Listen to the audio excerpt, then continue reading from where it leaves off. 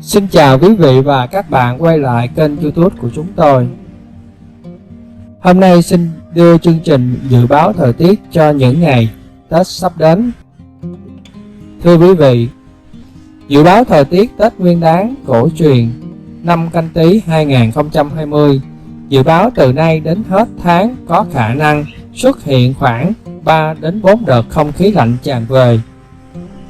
Cụ thể, khoảng ngày 11 tháng 1 năm 2020 xuất hiện một đợt không khí lạnh, và ngày 14 tháng 1 sẽ có thêm một đợt không khí lạnh tăng cường.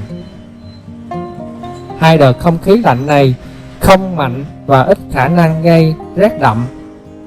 Sau đó có thêm khoảng 2 đợt không khí lạnh nữa vào ngày 20, ngày 21 và những ngày cuối tháng 1 năm 2020. Ông Hoàng Phúc Lâm, Phó Giám đốc Trung tâm Dự báo Khí tượng Thủy văn Quốc gia dự báo các tỉnh phía Bắc và Bắc Trung Bộ sẽ đón Tết Nguyên đán năm Canh Tý tương đối ấm áp, khi nhiệt độ cao hơn trung bình nhiều năm từ trước, với 1 độ đến 2 độ.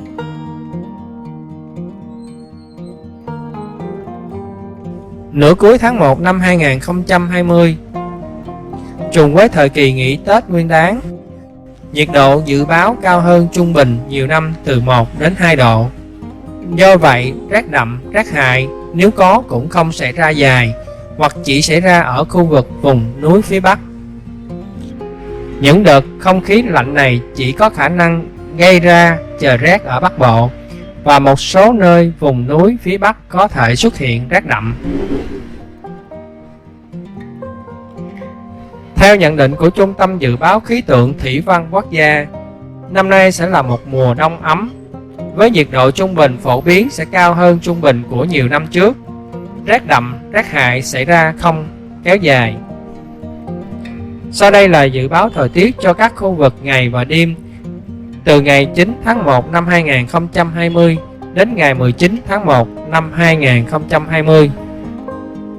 Sáng ngày 9, theo các hệ thống đo lường chỉ số chất lượng không khí từ Tổng cục Môi trường của Bộ Tài nguyên và Môi trường, Cổng thông tin quan trắc môi trường của Ủy ban Nhân dân thành phố Hà Nội, trang thông tin điện tử và các nền tảng ứng dụng như BAME và eVision, chất lượng không khí ở mức chấp nhận được. Tuy vậy, đối với những người nhạy cảm như người già, trẻ em, người mắc các bệnh hô hấp, tim mạch có thể chịu những tác động nhất định tới sức khỏe. Trong ngày do mây mù giảm dần, nắng lên và gió thổi cấp 2, cấp 3 khiến bụi có thể khuếch tán nên chất lượng không khí tốt dần lên. Khu vực Hà Nội, nhiều mây, có mưa nhỏ vài nơi, sáng sớm có sương mù và sương mù nhẹ, trưa chiều giảm mây trời nắng, gió đông đến đông nam cấp 2, cấp 3, đêm trời lạnh, nhiệt độ thấp nhất từ 20 đến 22 độ C, cao nhất từ 26 đến 28 độ C, có nơi trên 28 độ C. Phía Tây Bắc Bộ nhiều mây, có mưa nhỏ vài nơi, sáng sớm có nơi có sương mù, trưa chiều giảm mây, trời nắng, gió nhẹ, sáng sớm và đêm trời lạnh, có nơi trời rét. Nhiệt độ thấp nhất từ 19 đến 20 độ C, riêng khu vực Tây Bắc từ 16 đến 19 độ C, có nơi dưới 16 độ C, cao nhất là 25 đến 28 độ C. Riêng khu vực Tây Bắc là 27 đến 30 độ C, có nơi trên 30 độ C. Ngày 16 tháng 1 có mưa nhỏ rải rác, đêm và sáng sớm trời lạnh. Riêng ngày 12 và ngày 13, ngày 17 và ngày 18 tháng 1 năm 2020 trời rét. Phía Đông Tây Bắc Bộ, nhiều mây, có mưa nhỏ vài nơi, sáng sớm có sương mù và sương mù nhẹ, trưa chiều giảm mây trời nắng, gió Đông Nam cấp 2, cấp 3, đêm trời lạnh, nhiệt độ thấp nhất 19-22 độ C, vùng núi có nơi dưới 19 độ C, cao nhất là 25 đến 28 độ C, có nơi trên 28 độ C.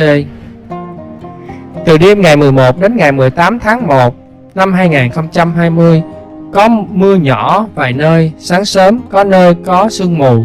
Riêng đêm ngày 11 và ngày 12 tháng 1 và đêm ngày 15, ngày 16 tháng 1 có mưa và mưa nhỏ. Đêm và sáng trời rét. Riêng ngày 12 và ngày 13, ngày 17 và ngày 18 tháng 1 trời rét. Vùng núi có nơi rét đậm. Thanh Hóa đến Thừa Thiên Huế nhiều mây, có mưa vài nơi, sáng sớm có sương mù và sương mù nhẹ rải rác. Trời chiều giảm mây, trời nắng. Gió nhẹ, phía Bắc sáng sớm và đêm trời lạnh. Nhiệt độ thấp nhất là 19 đến 22 độ C, cao nhất là 26 đến 29 độ C. Từ ngày 12 đến ngày 18 tháng 1 có mưa vài nơi, sáng sớm có nơi có sương mù. Riêng ngày 12, ngày 13 và ngày 17 tháng 1 có mưa, mưa rào rải rác. Phía Bắc đêm và sáng trời rét. Ngày 12 và ngày 13, ngày 17 và ngày 18 tháng 1 trời rét. Đà Nẵng đến Bình Thuận có mưa rào rải rác vài nơi, có gió Đông Bắc đến Đông cấp 2, cấp 3, nhiệt độ thấp nhất là 23 đến 26 độ C, cao nhất là 28 và 31 độ C, có nơi trên 31 độ C. Riêng phía Bắc đêm ngày 12 và ngày 13 và ngày 17 có mưa, mưa rào rải rác.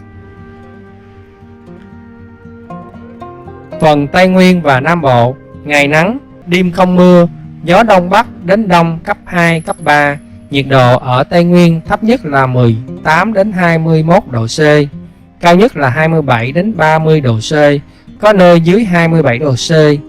Nam Bộ thấp nhất là 23 đến 26 độ C, cao nhất là 31 và 34 độ C, có nơi lên đến tới 34 độ C.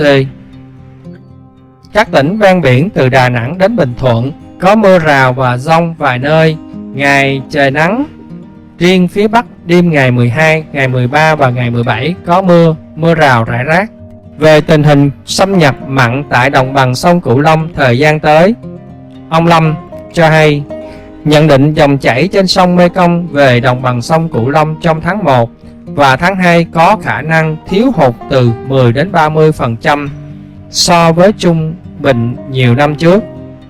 Mực nước biển hồ ở Campuchia ở mức thấp, khả năng bổ sung nước cho đồng bằng sông Cửu Long không nhiều. Từ ngày 21 đến ngày 28 tháng 1, dòng chảy thượng nguồn sông Mekong suy giảm do vận hành của Thủy điện Trung Quốc, kết hợp với chiều cường nên xâm nhập mặn tại cửa sông Cửu Long có xu thế gia tăng và vi mô mặn ở mức tương đương tháng 1 năm 2016, tức là tháng có xâm nhập mặn kỷ lục nhất từ xưa đến nay. Các tháng tiếp theo của mùa khô năm 2020, tình hình xâm nhập mặn ở đồng bằng sông Cửu Long ở mức sâu hơn, gay gắt hơn so với trung bình nhiều năm và tương đương mùa khô năm 2015 và 2016. Đó là mùa mà có lượng xâm nhập mặn đạt kỷ lục nhất từ xưa đến nay. Thời gian xâm nhập mặn cao nhất trên sông Cửu Long tập trung vào tháng 1, tháng 2, tháng 3 đến tháng 6. Xâm nhập mặn có xu thế giảm dần. Tuy nhiên, cũng không loại trừ trường hợp cực đoan.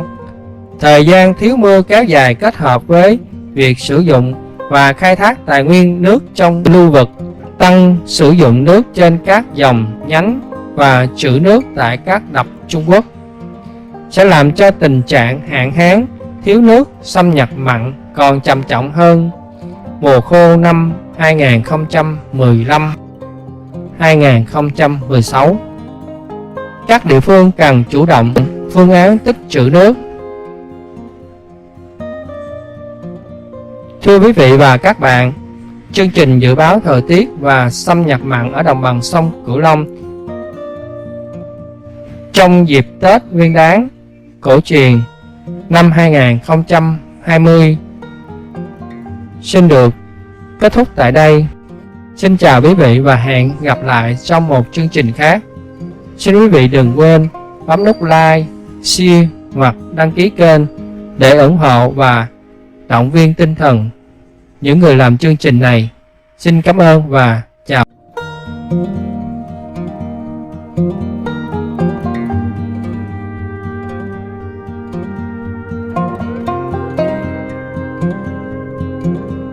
Thank you.